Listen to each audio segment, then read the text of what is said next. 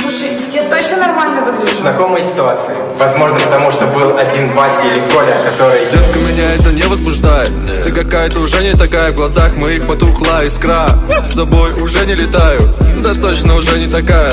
Пока вон как вылезает, выглядишь как большой кусок сала. На, держи, чтобы не исхудала. Выходит с кухни, такая домашняя зая. Ужин готов, садись. Спасибо, дорогая. Ну что ты, Коля, теперь ты понимаешь смысл строк? Ведь я влюбился в то, что ты разглядеть не смог. Да пошел! Вечерами встречает мой друг моменты отчаяния. Улыбку манит, знаешь, ты в ней растворяешься.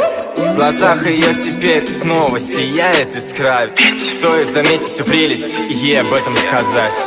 Когда он меня фотографировал, он не говорил мне улыбаться. Он говорил мне, что я самая красивая, и улыбка появлялась сама.